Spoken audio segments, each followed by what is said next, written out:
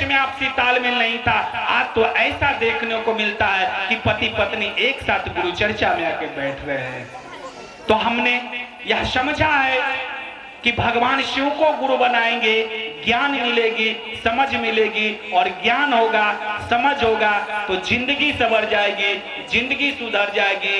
इसीलिए बस एक निवेदन हम लोग करने चले आए हैं कि भगवान शिव को, आप जिस भगवान शिव को भगवान के रूप में पूजते हैं, मैं नहीं कहता आपकी शिव की पूजा छोड़ दीजिए, कोई शिव से ऐसा नहीं कहता कि आप शिव की पूजा छोड़ दीजिए, लेकिन जिस शिव की आप पूजा अर्चना करते हैं, हे वही शिव गुरु के रूप में ज्ञान देने का काम करते हैं। उसी भगवान शिव को कहिए कि हे शिव आप मेरे गुरु हैं, मैं आपका शेष हूँ, मुझ शिष्य पर दया कर दीजिए। जिंदगी में कमाल हो जाएगी, सोच में कमाल हो जाएगी, रहन सहन में कमाल हो जाएगी।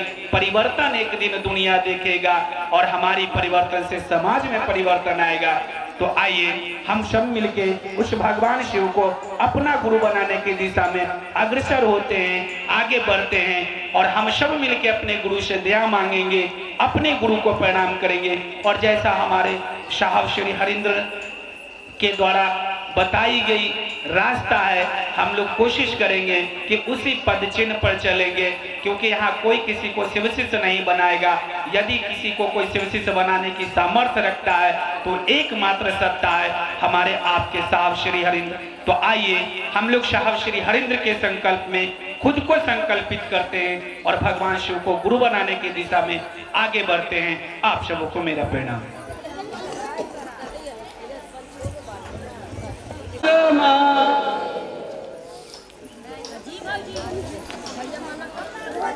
अपने गुरु शिव के चरणों में प्रणाम करते हैं, प्रणाम करते हैं। ब्रेन गुरुराता जो 3 सूत्र के जन्मधार साहब श्री हरिंद्रानंद जी के चरणों में प्रणाम करते हैं। शक्ति स्वरूपा दीदी नीलम आनंद जी के चरणों में प्रणाम करते हैं। उपस्थित सभी भाई बहन के चरणों में मेरा प्रणाम। एक बात बताया जाए कि यहाँ पर हम लोग किस लिए आए हैं, और यहाँ के चकसरवर भूतिबागी के हमारे भाई बहन आप लोग को, गुरु भाई बहन को किस लिए बुलाया गया है जानते हैं? देखिए, बुलाने का मकसद है, बुलाने का मकसद है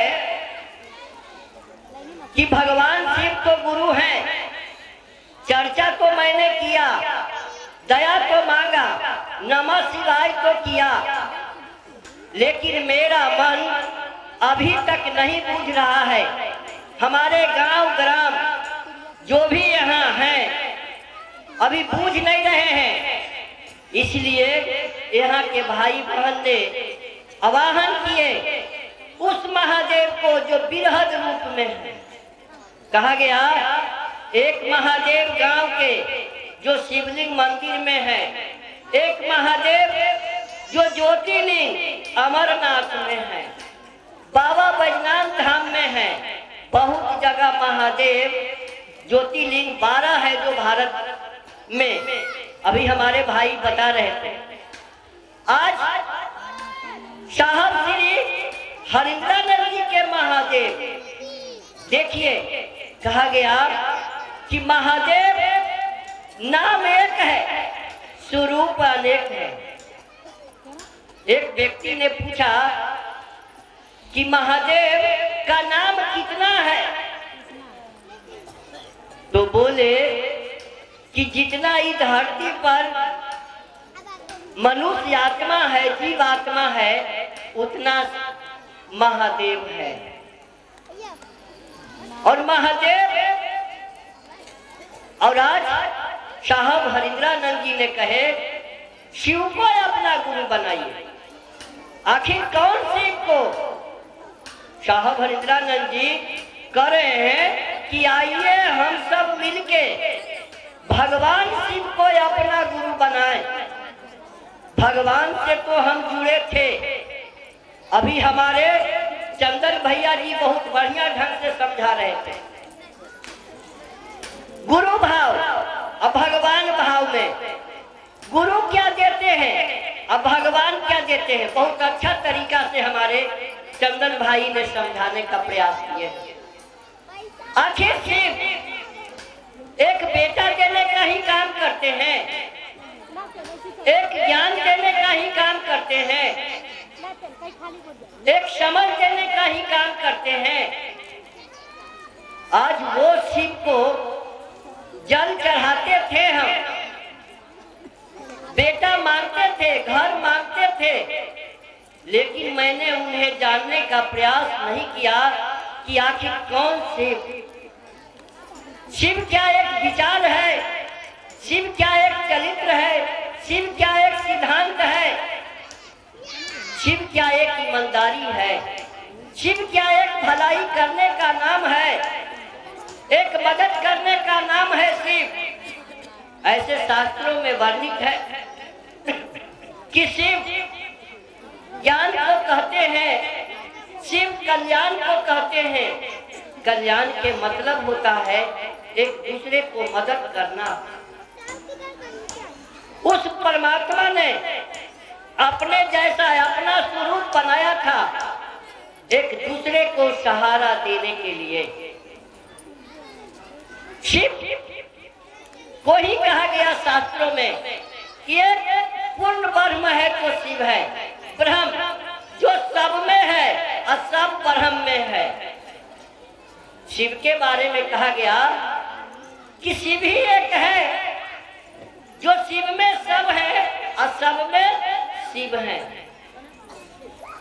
वो ऐसे शिव हैं जो चाहे इंसानियत के रास्ते पे चलने वाले भाई हो, बहन हो, चाहे बेईमानी के रास्ते पे चलने वाले हो, सभी को गले लगाते हैं। टेढ़ा चलने वाले एक सर्प होता है जो जन्मजात विष रखने वाला, और उसे भी गले लगाते हैं। आज उस महादेव साहब श्री के जो हरिद्रानंद जी हैं, उन्होंने मात्र अगर उनका शिष्य बनिएगा तो आपको क्या बनाएंगे, क्या देंगे? एक ईमानदार, एक इंसान, और दूसरा नाम क्या होता है इंसान का? भगवान। तो जो भगवान है अगर उसका शिष्य बन जाइएगा तो वो क्या बनाएगा? भगवान। क्योंकि उदाहरण है विश्वामित्र जी और वशिष्ठ मुनि, अगस्त्य मुनि कृष्ण जी को भगवान बना दिए। विश्वामित्र जी और वशिष्ठ मुनि राम को भगवान बना दिए, अवतरित कर दिए उस गुण को। कहा गया अगर इस धरती पर कोई अवतरित होते हैं तो यही शरीर में उसका गुण, शरीर में तो सब होते हैं लेकिन उसका गुण, एक नारी देवी होती है और एक नारी काल नेमी होती है। एक नारी प्रेम करवा देती है और एक नारी झगड़ा लगा देती है। यही है इस धरती के आज कमी है। अगर दुख है हम सबों को तो मात्र ज्ञान और समझ के कारण, क्योंकि कहते हैं कि एक मेरा 5 परिवार ही मेरा अपना है, लेकिन अगर वास्तविक जानना चाहे, अगर जानिएगा, अगर गुरु की दया होगा तो आप जान जाइएगा कि हम कौन हैं। एक आत्मा, जो हम में आत्मा है वही आत्मा है, आत्मा है। और वही आत्मा साहब लिखे हैं शिष्यानुभूति में, आत्मा ही परमात्मा है और परमात्मा ही शिव है। तो शिव का काम है एक दूसरे को कल्याण करना, लेकिन आज बिना गुरु के ज्ञान बिना समझ नहीं हो सकता और बिना ज्ञान के पूजा नहीं हो सकता। मैंने एक किताब में पढ़ा था कि बिना पूजा के बुद्धि के वृद्धि नहीं होता, बिना पूजा के बुद्धि के वृद्धि नहीं होता, और पूजा तो गुरु सिखाते हैं। जब तक गुरु ना हो अपने जीवन में उसे कोई नहीं सिखा सकता, क्योंकि कहा गया अगर कोई अपना है तो मात्र एक गुरु है, एक गुरु है। इसलिए हम सब जितना भी यहाँ पर आए हैं दीदी, ये 3 को जो सूत्र हमारे साहब हरिंद्रानंद जी दिए हैं उनको करके देखिए, आंख दे देंगे आपको जो दिखता नहीं। कमजोर दिल है उसे आत्म बल दे देंगे, जिनको श्रद्धा नहीं है उसे श्रद्धा मिल जाएगा, जिसको विश्वास नहीं है उसको विश्वास बन जाएगा, भरोसा नहीं है तो भरोसा बन सकता है।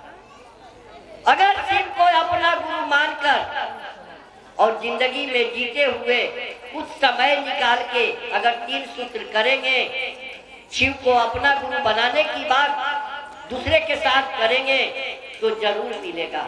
फिर देखिएगा कि कल मैं क्या था और आज मैं क्या हूँ। इसलिए मैं ज्यादा क्या कहूँ, हमारे बहुत से भाई बहन आए हुए हैं, इसलिए मैं अपनी वाणी अपने गुरु शिव के चरणों में रखते हुए आप सभी के चरणों में मेरा प्रणाम।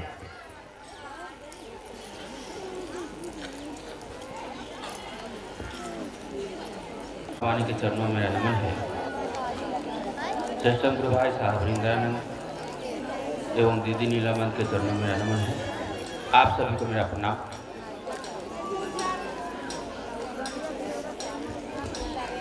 इस कार्यक्रम का एकमात्र उद्देश्य है, घर घर में पूजित महादेव महागुरु हैं, जगत के गुरु हैं, मेरे गुरु हैं, आपके भी हो सकते हैं। इसी उद्देश्य हेतु हम सभी भाई बहन यहाँ उपस्थित हुए हैं।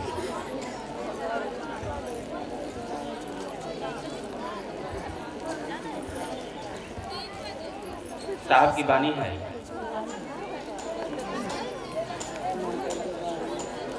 मनुष्य के जीवन में अगर गुरु शिव होंगे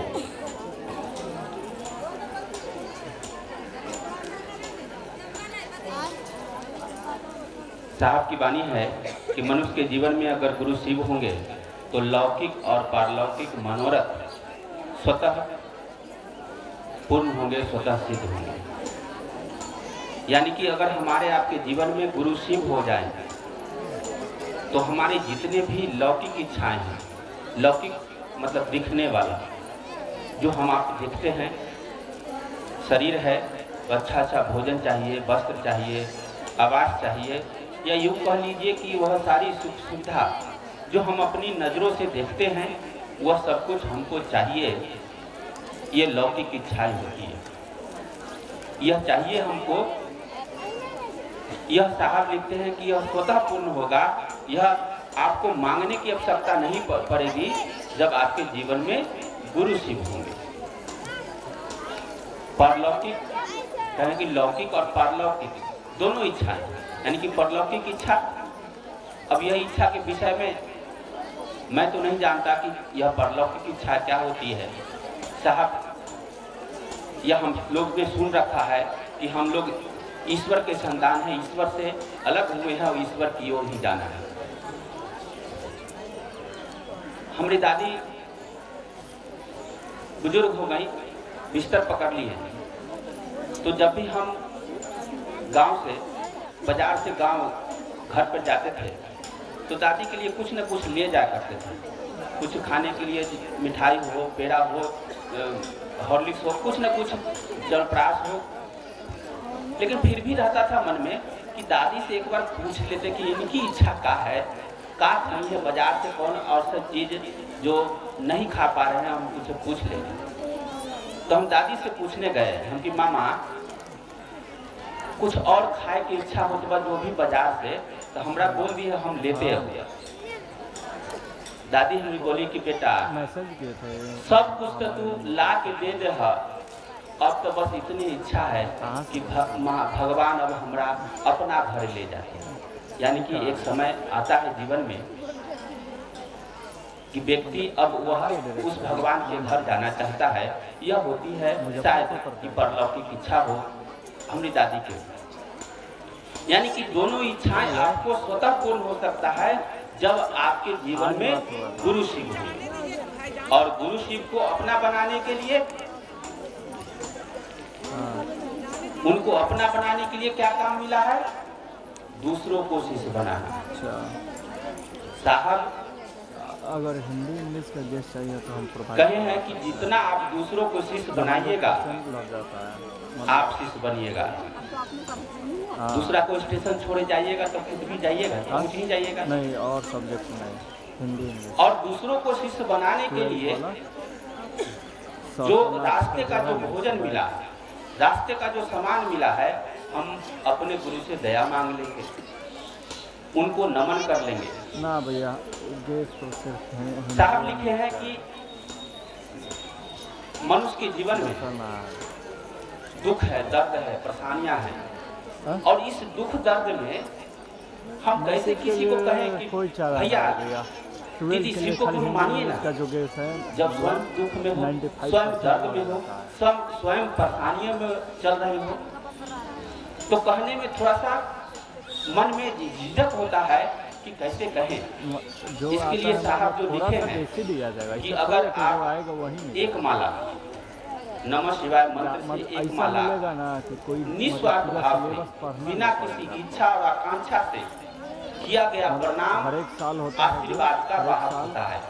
साहब अपनी पुस्तक में आवतन लिखे हैं कि निस्वार्थ भाव से बिना किसी इच्छा आकांक्षा से किया गया प्रणाम आशीर्वाद का वाहक होता है।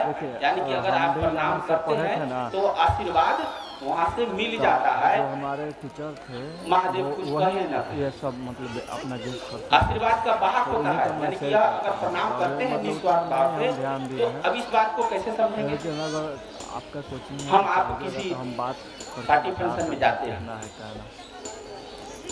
देखिए कि वहाँ आपके बेटे भतीजे एप्लीकेशन आते हैं और आपको प्रणाम करते हैं, चाची प्रणाम, बुआ प्रणाम, दीदी प्रणाम।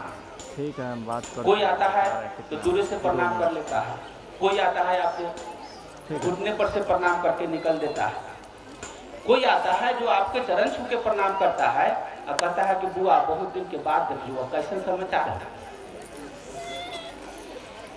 इस बात को वह कहना या उसके प्रणाम का जो भाव है, क्या होता है, जो भी प्रणाम आपको किया, मुख से सबको आपने आशीर्वाद दे दिया, खुश रहो बउआ, खुश रहो बेटा, ये तो सबको आप बोले, लेकिन जो चरण छू के प्रणाम किया, बाद में उसके प्रति आपके मन में एक विचार उत्पन्न होता है कि फलना भैया के जो बेटा अभी प्रणाम करके किया, बड़ा होनहार दिखता है, हेलो, इस जीवन में तरक्की करेगा। यानी कि आपके मन में यह इच्छा हुई कि यह जो प्रणाम किया, जो प्रणाम झुक के किया, प्रेम से किया, उसके प्रति आपके मन में एक विचार हो गया कि फल्ला भैया के बेटा बहुत अच्छा है, तरक्की करेगा। आपने उसको मुंह से तो सबको आशीर्वाद दिया, लेकिन दिल से, इच्छा से आपको आशीर्वाद उसको दिए जो आपके चरण छू के प्रणाम पटना रवाने न तो पटने के 2-3। ठीक उसी तरह से साहब लिखते हैं कि आप जब भाव जनित प्रणाम करते हैं और बिना किसी इच्छा आकांक्षा से प्रणाम करते हैं, तो आशीर्वाद का वाहक है, महादेव से आशीर्वाद लिया आएगा। और कहा गया है कि अगर एक माला, इसको एक माला करते हैं तो आपके जीवन में जितने भी कष्ट है, वह दुख दर्द है, वह सने सने कम होता है, धीरे दर्द दूर होगा। अगर कष्ट आपके दूर होंगे तो निश्चित रूप से आपके अंदर गुरु की दया का भाव समझ में आएगा और आप हर्षित भाव से, बिल्कुल हर्षित भाव से किसी को कह पाएंगे कि दीदी शिव को गुरु मानिए ना, महादेव की तो बहुत बड़ी दया है। इसलिए मेरा निवेदन कि एक माला बिल्कुल बिना किसी इच्छा से बस कह लीजिए कि महादेव आपको मेरा प्रणाम स्वीकार कर लीजिए और महादेव को प्रणाम नमः शिवाय से करना शुरू कीजिए।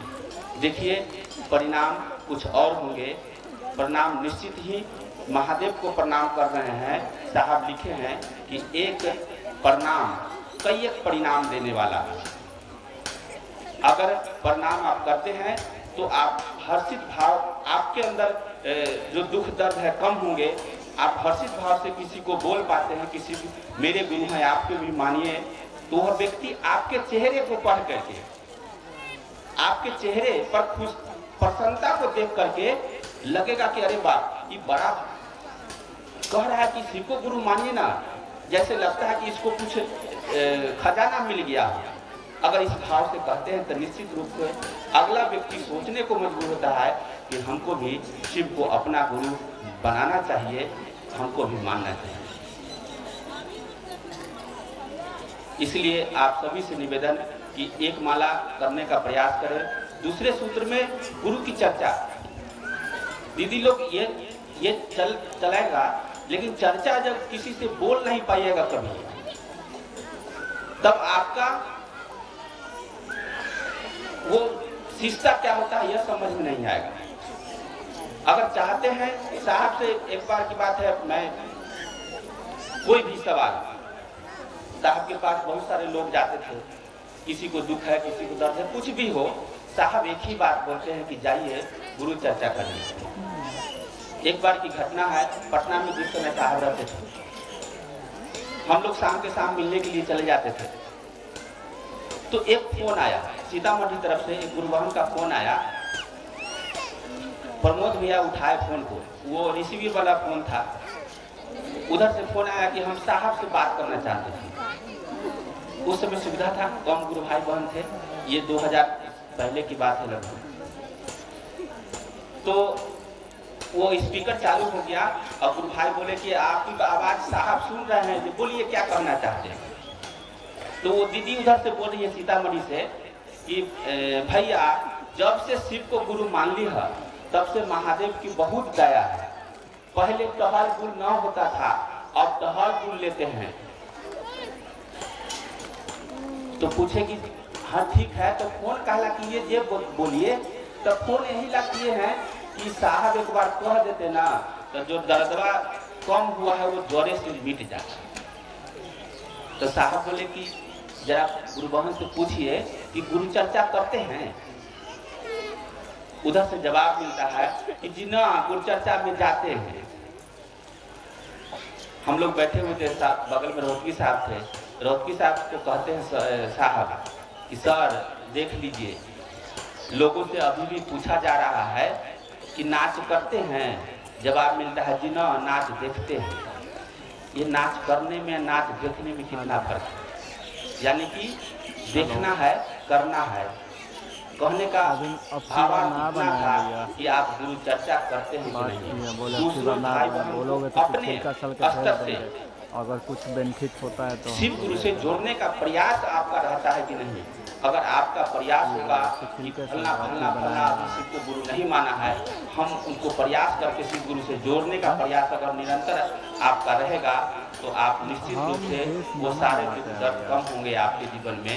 क्योंकि साहब दीदी का जो सवाल था कि ज्वरे से दर्द मिट जाए, अगर चाहते हैं हमारा आपका भी दर्द जो है जड़ से मिट जाए, तो गुरु की चर्चा करना होगा। दूसरे भाई बहन को शिव गुरु से जोड़ने का प्रयास करना होगा। चलिए, बात मैं इन बातों के साथ अपनी बात को विराम देता हूँ। आप पैसा भेज देना, ये बोले। उधर से फोन आया कि हम साहब से बात करना चाहते थे। उस समय सुविधा था, कम गुरु भाई बहन थे, ये 2000 पहले की बात है लगभग। तो वो स्पीकर चालू हो गया और गुरु भाई बोले कि आपकी आवाज साहब सुन रहे हैं, बोलिए क्या करना चाहते हैं। तो वो दीदी उधर से बोल रही है सीतामढ़ी से कि भैया जब से शिव को गुरु मान ली है तब से महादेव की बहुत दया है। पहले टहल गुल न होता था, अब टहल गुल लेते हैं। तो पूछे कि हाँ ठीक है, तो फोन कहला कि ये बोलिए, तो फोन यही ला किए हैं कि साहब एक बार कह देते ना, तो जो दर्दवा कम हुआ है वो ज्वरे से मिट जाता। तो साहब बोले कि जरा गुरु बहन से पूछिए कि गुरु चर्चा करते हैं। उधर से जवाब मिलता है कि जी ना, गुरु चर्चा में जाते हैं। हम लोग बैठे हुए थे, बगल में रोहतगी साहब थे। रोहतगी साहब को कहते हैं साहब कि सर देख लीजिए, लोगों से अभी भी पूछा जा रहा है कि नाच करते हैं, जवाब मिलता है जी ना, नाच देखते हैं। ये नाच करने में नाच देखने में कितना फर्क है? यानी कि देखना है, करना है। कहने का भावार्थ इतना था कि आप गुरु चर्चा करते हैं कि नहीं। दूसरों भाई बहनों को अपने स्तर से अगर कुछ बेनिफिट होता है तो शिव गुरु से जोड़ने का प्रयास आपका रहता है कि नहीं। अगर आपका प्रयास होगा कि फलना फलना फलना शिव को गुरु नहीं माना है, हम उनको प्रयास करके शिव गुरु से जोड़ने का प्रयास अगर निरंतर आपका रहेगा तो आप निश्चित रूप से वो सारे दुख दर्द कम होंगे आपके जीवन में। क्योंकि साहब दीदी का जो सवाल था कि जड़ से दर्द मिट जाए, अगर चाहते हैं हमारा आपका भी दर्द जो है जड़ से मिट जाए तो गुरु की चर्चा करना होगा, दूसरे भाई बहनों को शिव गुरु से जोड़ने का प्रयास करना होगा। चलिए बात मैं इन बातों के साथ अपनी बात को विराम देता हूँ। आप पैसा भेज देना, ये बोले।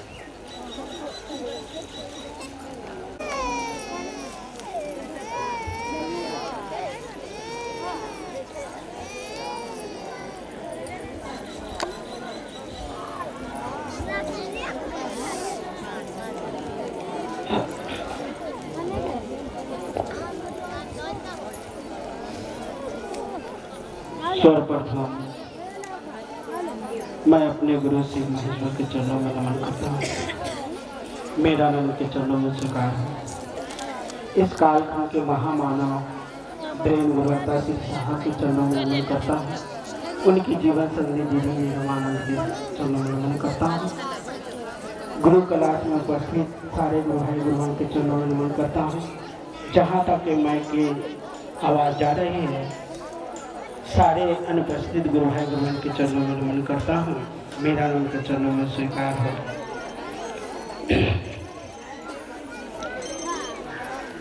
हम सारे गुरु भाई गुरुहान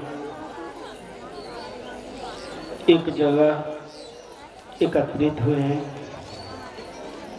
एक मनसा है, एक सोच है कि शिव मेरे गुरु हैं तो इस जगत के एक एक व्यक्ति के गुरु हो जाए। यही मनसा, यही वाचा, यही कर्मना लेकर के हम सारे गुरु भाई गुरुवान जहाँ भी शिव गुरु चर्चा पर चर्चा का आयोजन होता है सभी उपस्थित होते हैं, क्योंकि वो शिव मेरे अपना गुरु है। अपनों में दर्द होता है। जैसे हम लोग अपने सारे रिश्ते नाते को अपना समझते हैं, फोन आता है कि भाई ऐसे हो गया, तुरंत हम लोग रोना करना अफसोस करना शुरू कर देते हैं, बड़ा चिंतित हो जाते हैं। आज ब्रेन गुरुता शिव साहब ने यही चीज़ बताए कि वो जगत के गुरु हैं, वो आदि अनादि काल से पूजित हैं इस जगत में। उनको अपना बनाया जा सकता है। जब अपना बनाइएगा तो उनके लिए आपके दिल में दर्द होगा। और जिस तरह से हम लोग बेचैन हो जाते हैं अपनों रिश्तों नाते के लिए, उसी तरह गुरु के लिए भी दर्द होगा दिल में। और उनका 3 काम हम लोग करना शुरू करते हैं। दया मांगते हैं मन ही मन अपने गुरु शिव से कि हे शिव, आप मेरे गुरु हैं, मैं आपका शिष्य हूँ, मुझ पर दया कर दीजिए। जो ही हम लोग दया मांगते हैं और वहाँ से दया भाव गुरु का चलता है दीदी भैया, ये अनुभूत करने का चीज़ है, महसूस करने का चीज़ है। इसको जब करेंगे तब पता चलेगा। जब करेंगे, दया मांगेंगे, तब महसूस कीजिएगा कि महादेव गुरु जीवन में दया करते हैं या नहीं करते हैं। बहुत सारे गुरु भाई गुरुवानों देखा देखी में गुरु चर्चा में आ जाते हैं, फलानवा जा रहा है तो हम भी चलें, लेकिन आ जाते हैं, लेकिन वो फलना गुरु भाई गुरुवान क्या कर रहे हैं उस बात को नहीं हम लोग पकड़ पाते हैं। देखा देखी में चर्चा स्थल पे जाते हैं, लेकिन वो क्या कर रहा है उस बात को हम लोग नहीं पकड़ पाते हैं। उन्होंने दया मांगा है, उन पे गुरु की दया हुआ है, तब आप दूसरी जगह से इस जगह उपस्थित हुआ है। हम देखा देखी में चले तो अगले गुरु भाई गुरुवान क्या कर रहा है, कैसे गुरु को अपना समझ रहा है, किस तरह से 3 सूत्र का पालन कर रहा है, हमें भी करना चाहिए। ऐसा नहीं कि कहीं चर्चा हुआ, कमलेश भैया या दिलीप भैया या शंभू भैया, पिंटू भैया या कोई गुरु भैया फोन कर दिए, चलो 2-4 लिट्टी बना लेते हैं, चूड़ा घुगनी बांध लेते हैं और मेला के तौर पर चल देते हैं और वहाँ सम्मेलन लगा देंगे। ऐसा नहीं होना चाहिए। गुरु भाई किस मकसद से जा रहे हैं, गुरु बहना किस मकसद जा रही हैं, हम लोग भी उसी मकसद से, वही मनसा, वही वाचा, वही कर्मना लेके चले, तब गुरु की दया भाव समझ में आता है। दीदी भैया, एक लवली दीदी का चर्चा था हाजीपुर में, तो हम अपने गांव के गुरु भाई गुरु बहनों को मैंने सूचना दी है कि लवली दीदी का चर्चा है, दीदी वहां चलिएगा, वहां चलिएगा। तो गुरु बहन लोग 2-4 तो ऐसे तैयार हुई कि चलिए वहां सोनपुर मेला भी लगता है, दीदी का चर्चा सुन लेंगे, रात भर रुकेंगे, अतनी मेला देख लेंगे। तो मेलवा से न परिणाम आएगा, मेलवा से न परिणाम आएगा। अब किसी दीदी को कहें कि भाई आप तो सोच बना लिए मेला का, तो भाई परिणाम गुरु से कैसे आएगा? ता भैया वो तो हरिहर नाथ हकीन, वहाँ हरिहर नाथ हकीन, वहाँ वही महादेव हकीन। तो दीदी ये हम आपका सोच है, महादेव कहाँ है अभी तक हम लोग नहीं समझ रहे हैं। यदि वैसा महादेव होता और वो शिव गुरु हो जाते तो साहब इस बात को नहीं कहते कि कोई नदी के किनारे बैठा हुआ था और उन्होंने दोनों हाथ जोड़वा के और बालू से लिख दिया शिव, सहर्षकार शिव, और वो साधु कहा कि अरे इस शिव को पढ़ते चला जा, तुम नदी पार कर जाओगे, तुम नदी पार कर जाओगे। और उन्होंने दोनों हाथ जोड़ के शिव शिव पढ़ते गया।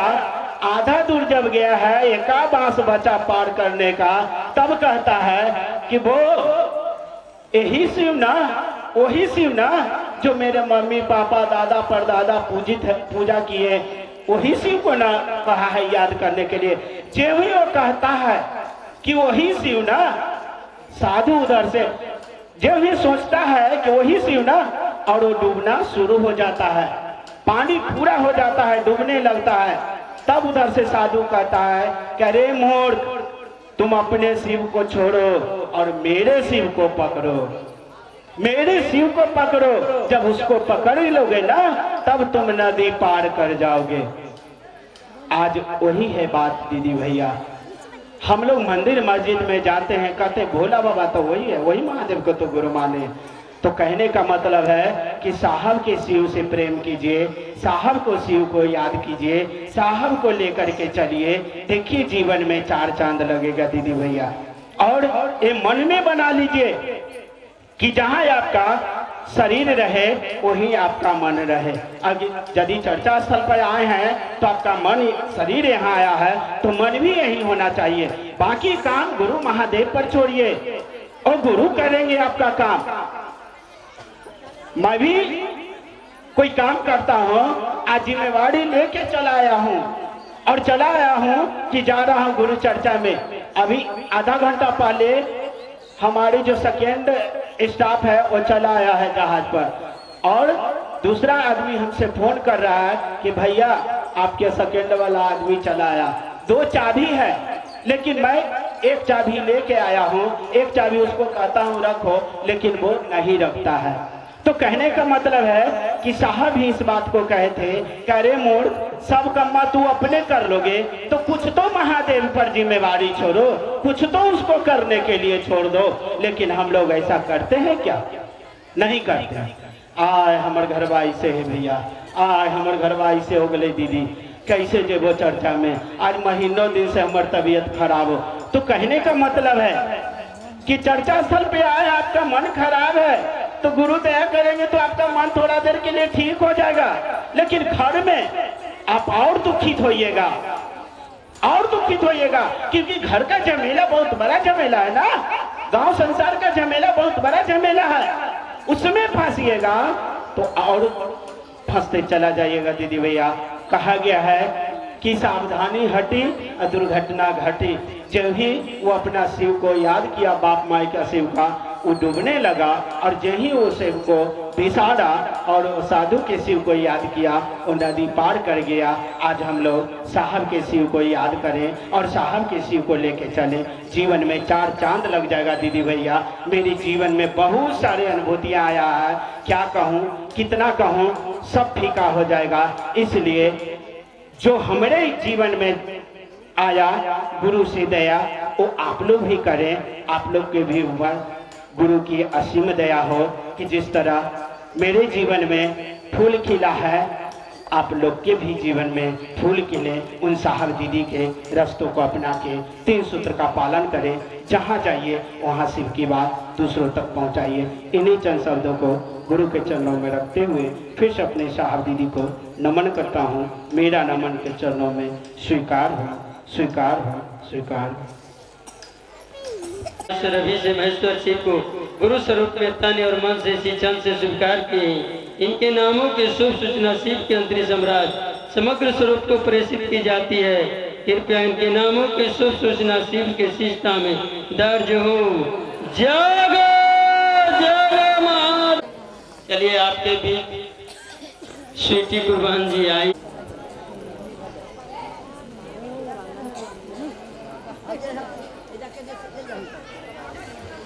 आप सभी गुरु भाई बहनों के चरणों में मेरा प्रणाम है। मेरे प्रणाम को स्वीकार करें। देखिए दीदी, हम लोग आज ये 1 दिवसीय चर्चा में आए हैं। सुबह काफी ठंड थी, लेकिन हमने नहीं सोचा कि हम घर में कंबल में रहते हैं या हीटर के पास रहते हैं या आग जला के रहते हैं। किसी को नहीं पता था कि ये धूप होने वाली है और हम सुबह घर से निकल पड़े। क्यों? महादेव की बात करने, अपने लिए कुछ काम करने। जो साहब का कॉन्सेप्ट है, उनका जो संकल्प है, 3 सूत्र हर एक व्यक्ति को बताना, उस चीज को जानने के लिए।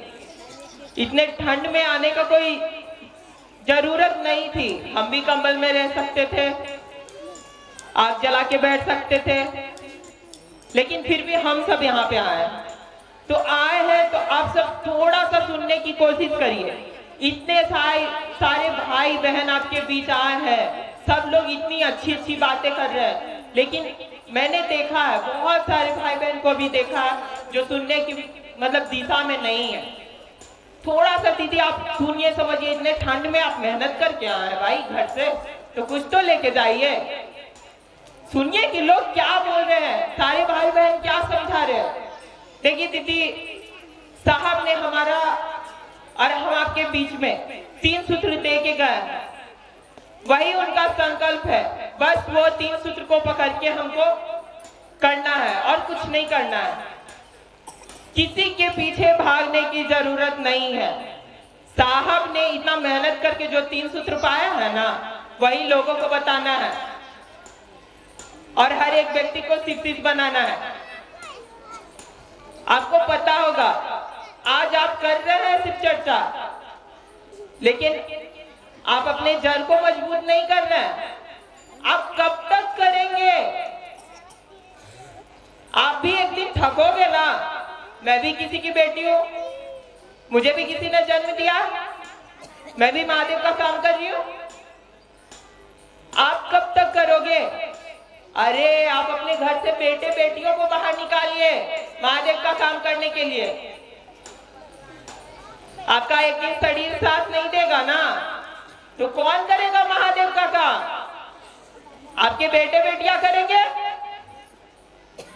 फिर उनके बेटे बेटियां करेंगे। तो इसके लिए आप निकालिए अपने बेटे बेटियों को। आप कब तक चलते रहेंगे? आप कर रहे हैं, आप जब तक हैं आप खुद के लिए कर रहे हैं। आज मेरे घर में कोई कमाता है तो मेरा पेट भर रहा है, लेकिन अगर उनकी सांसें बंद हो गई तब मेरा पेट कहां से भरेगा? कौन भरेगा मेरा पेट? उसके लिए तो मुझे खुद ही करने की जरूरत है, और मैं खुद करूंगी तभी जाके मेरा पेट भरेगा। वैसे ही दीदी अपने बेटे बेटियों को थोड़ा सा बाहर निकालिए। हम अपने जड़ को मजबूत नहीं कर रहे हैं, सिर्फ ऊपर की तरफ हम देख रहे हैं, नहीं, जड़ को मजबूत करिए। साहब दीदी के संकल्प पे चलिए, साहब दीदी से दया मांगिए। मुझे भी तो निकाला है मेरे गार्डियन ने, अरे महादेव को गुरु बनाओ, जीवन में बहुत कुछ हासिल होगा, और मैंने किया हासिल। साहब दीदी की दया से बहुत कुछ मिला मुझे, मैंने देखा अपने जीवन में। मैं भी आज सरकार में हूँ, मैं भी सरकारी जॉब करती हूँ, सचिवालय में मैं पद पे हूँ। संडे था, आप लोगों के बीच में बात करने का मौका मिला। उस 3 शिव को पकड़िए दीदी, लोगों को बताइए शिव गुरु है, वो गुरु का काम कर रहे हैं, वही गुरु का काम कर रहे हैं जो हमारे आपके घर में पूजित है, जो मंदिर में है। ठीक है, आपको हर एक व्यक्ति को बस यही बताने की जरूरत है, अरे मंदिर मस्जिद इधर उधर घूम के क्या फायदा, कोई फायदा है? हमारे आपके दिल में वो है, ढूंढिए, निकालिए उनको और उनसे दया मांगिए। कोई दूसरा रास्ता नहीं है। अगर आप जाएंगे तो जाएंगे कहाँ? कहीं जाने के लिए रास्ता नहीं है, महादेव ही एक रास्ता है आपके जीवन को सफल बनाने के लिए। आज साहब को लोग क्यों याद कर रहे हैं? आपने कभी सोचा है? क्योंकि साहब ने एक अनमोल रत्न हम लोग को देके गया है, और उस अनमोल रत्न को पाके कितने लोग निहाल हुए हैं, सोचिए आप। वैसे ही हम आप अगर अच्छा काम करके जाएंगे ना, अच्छा कर्म करके जाएंगे ना, तो लोग मुझे याद करेंगे। मैं साथ में स्पोर्ट्स भी करती हूँ, अपने देश के लिए खेलती हूँ, अच्छा काम कर रही हूँ, अपने देश के लिए खेल रही हूँ भाई, इंडिया का फ्लैग लेके घूमती हूँ। वैसे ही अच्छा करने का सोचिए। साहब दीदी के संकल्प पे काम करना है। पहला में दया मांगना, दूसरा में चर्चा करना, तीसरा में नमन करना। पहला में दया मांगना है, हे शिव आप मेरे गुरु हैं, मुझ पर दया कीजिए, बस, इससे ज्यादा और क्या करना है। दूसरा में लोगों को बताना है कि शिव गुरु है, आप भी उनको गुरु बनाओ, वही गुरु का काम कर रहे हैं जो मंदिर में है, हमारे आपके घर में। बस इतना ही तो कहना। और तीसरा में 108 बार नमः शिवाय से प्रणाम करना है। इतनी सी बात लोगों को समझाने में इतनी परेशानियां क्यों आ रही हैं हम आपके बीच में, बताइए। साहब दीदी से आप यानी जुड़े हुए नहीं है, महादेव से दया नहीं मांग रहे। महादेव से अगर दया मांगेंगे ना तो वो हर जगह आपको सपोर्ट करेंगे। और साहब दीदी हम आपके साथ में है, लेकिन हम ढूंढ नहीं पा रहे उनको। ढूंढिए और उनका काम करिए, क्योंकि कुछ नहीं है इस जगत में, कुछ नहीं है। ये जो हमारे शरीर में बस ऐसे ही है, एक मिट्टी का एक पुतला है, ये जो साथ आ रही है जा रही है, अभी नहीं आएगी ना तो समझ में आ जाएगा कि ये हमारा शरीर क्या है, कुछ नहीं है। वो किसके हाथ में? सिर्फ महादेव के हाथ में। तो इसीलिए महादेव का काम करिए। महादेव ने अगर आपको इस जगत में भेजा है तो कुछ अच्छा करके जाइए, ताकि उनको भी लगे हाँ मैंने जो चीज बनाया वो खराब नहीं गया, या खराब नहीं हुआ, या उसने मेरे लिए कुछ नहीं किया। तो इसीलिए आप कुछ करके जाओ उनके लिए। आप लोगों से अनुरोध में करती हूँ, प्लीज आप अपने बेटों बेटियों को निकालिए, क्योंकि अगर हम जैसा युवा तैयार हो गए ना तो हर एक व्यक्ति के दिल में शिव को उतारने का काम बहुत आसानी से कर देंगे, बहुत आसानी से। मैं अभी अकेले हूँ, अगर मेरे जैसे 10 गुरु बहनें अगर खड़ी हो गई ना तो कौन ऐसा व्यक्ति कहेगा कि मैं शिव को गुरु नहीं बनाऊंगा? यूं बना लेगा। 1 मिनट नहीं लगेगा उनको 3 सूत्र समझाने के लिए, और वो कहेंगे कि हाँ मैं शिव को गुरु बनाने के लिए तैयार हूँ, और वो बनाएंगे। तो इसीलिए हम लोग मिलके साहब दीदी के संकल्प के साथ साथ चले, और हम सभी भगवान शिव को अपना गुरु बना। इसी के साथ आप सभी के चरणों में मेरा प्रणाम। 11 फरवरी 2024 खुसरूपुर महादेवा स्कूल में 1 दिवसीय शिव गुरु परिचर्चा का आयोजन किया गया है। आप सभी भाई बहन सादर आमंत्रित हैं। 11 फरवरी 2024 महादेवा स्कूल में खुसरूपुर। दूसरा है 4 फरवरी 2024 नीमी सलालपुर, जो फतुहा से जाई जाती है, वहाँ से टेम्पो जाती है नीमी सलालपुर। कुछ लोग धनियामा से भी जाते हैं। वहाँ भी 1 दिवसीय शिव गुरु परिचर्चा का आयोजन किया गया है। 4 फरवरी नीमी सलालपुर और 11 फरवरी खुसरूपुर महादेवा स्कूल में। आप सभी भाई बहन सादर आमंत्रित हैं।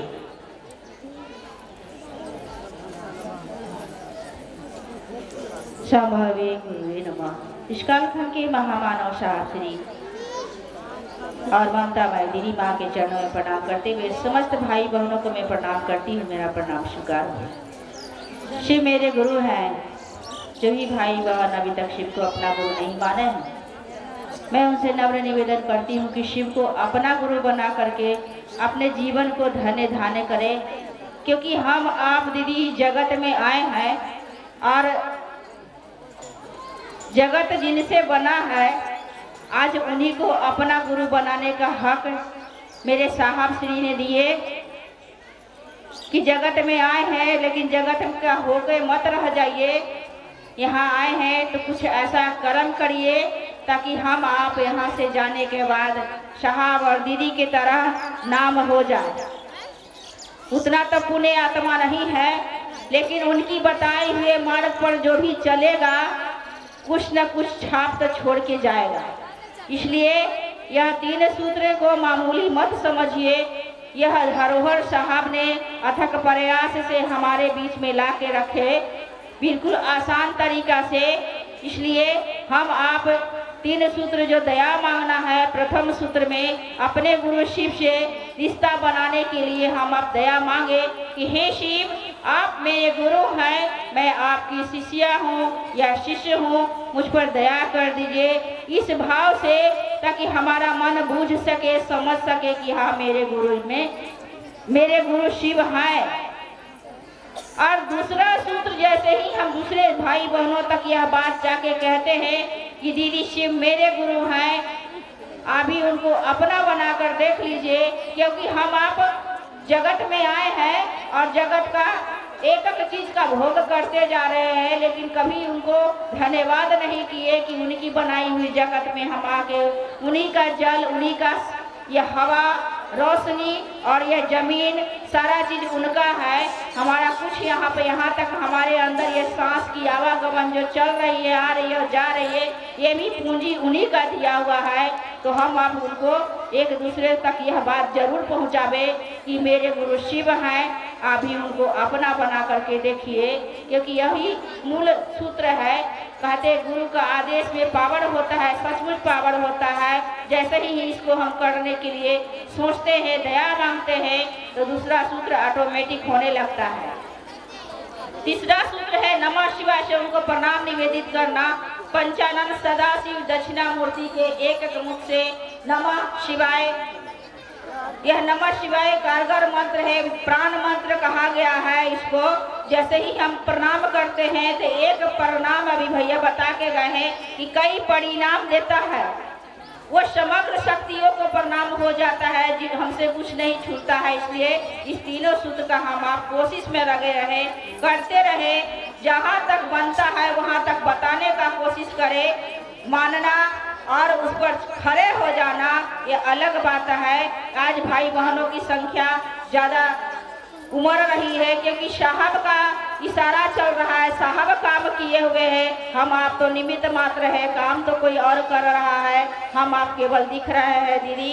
इसलिए हम आप साहबकारी नहीं है कि साहब जो बता के गए हैं और गए नहीं, वो हमारे बीच में ही है। इसलिए हम आप इस काम को अपने मन से, वचन से, कर्म से करने का कोशिश करें। इसी वाली से सभी भाई बहनों को मैं फिर से प्रणाम करती हूँ। मेरा प्रणाम स्वीकार हो। चलिए चर्चा की घड़ी को विराम देते हुए एक भजन की ओर चलते हैं। गुरु से लगा एक भजन के लिए आमंत्रित हैं बिमला गुरु बहन जी बड़ैया शेरपुर। बिमला गुरु बहन जी बड़ैया शेरपुर, उनसे निवेदन है कि मंचासीन हो और गुरु से लगा एक भजन सुनाने का प्रयास करेंगे।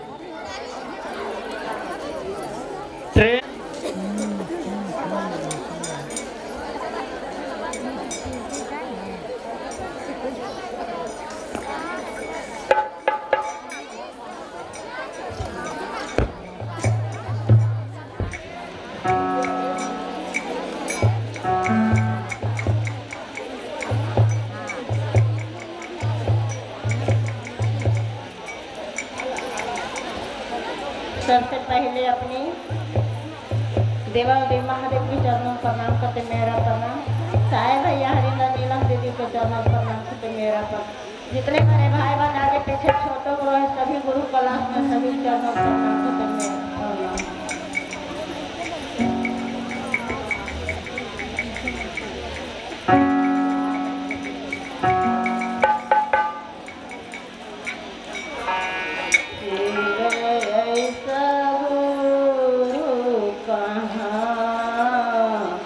साहेब जैसा शीश कहाँ, शिव ऐसा गुरु कहाँ,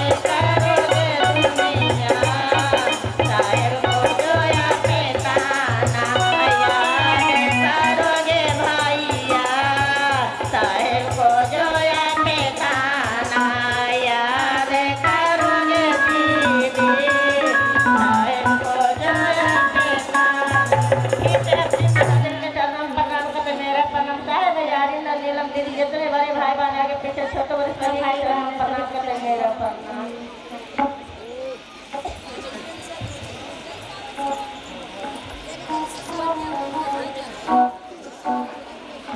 चलिए भजन की घड़ी को विराम लगाते हुए ये समय